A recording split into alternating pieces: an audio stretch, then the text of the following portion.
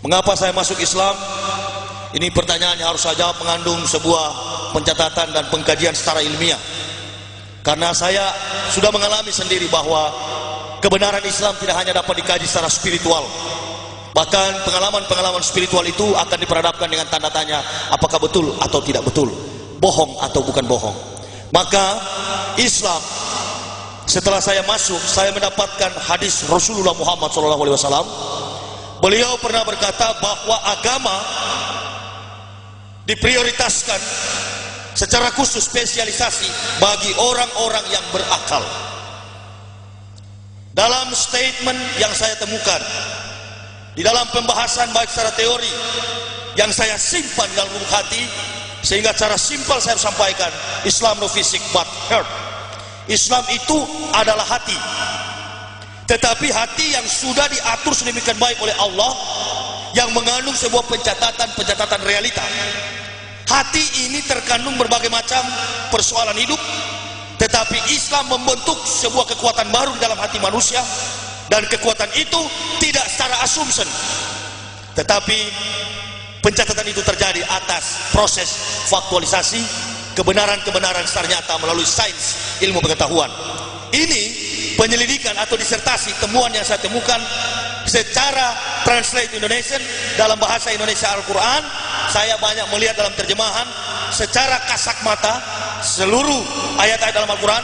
Ternyata jangankan hal surga neraka, jangankan vertical contact, hubungan antara Allah dan manusia, self-realization and God realization, tetapi yang saya temukan adalah begitu besar kekuatan, kebesaran, nikmat yang diberikan Allah di dalam firman-Nya Al-Quran, sehingga Al-Quran tidak mampu disangga oleh kekuatan iptek, ilmu pengetahuan dan teknologi.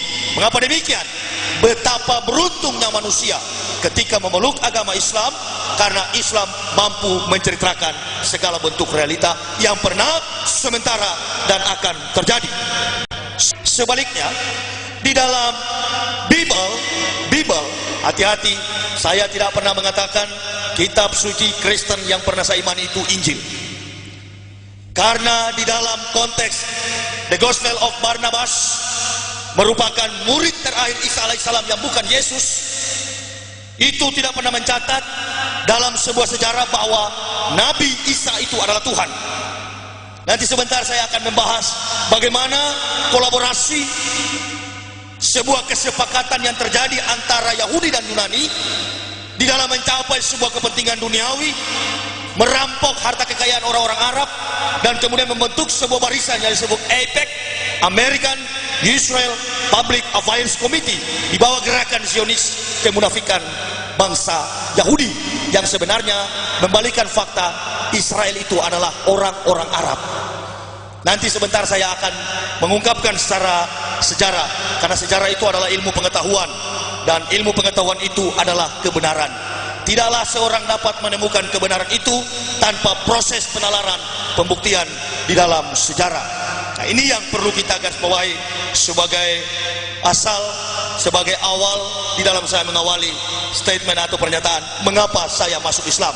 Orang bodoh tidak akan sampai kepada Islam, bahkan oleh kebodohan tidak menutup kemungkinan akan murtad dari kehidupan Islam. Dan ini yang saya pahami secara teoritis, dan tentunya akan dituntut oleh para kaum muslimin wa muslimat dengan bentuk-bentuk praktikalnya, praktikumnya secara nyata tentang bentuk-bentuk syariat di dalam Islam. Saya amat sangat tertarik, dan selama setahun usia keislaman kami sekeluarga, betapa bahagianya saya, laksana manusia yang dirantai, saya sekarang terlepas dari rantai-rantai itu.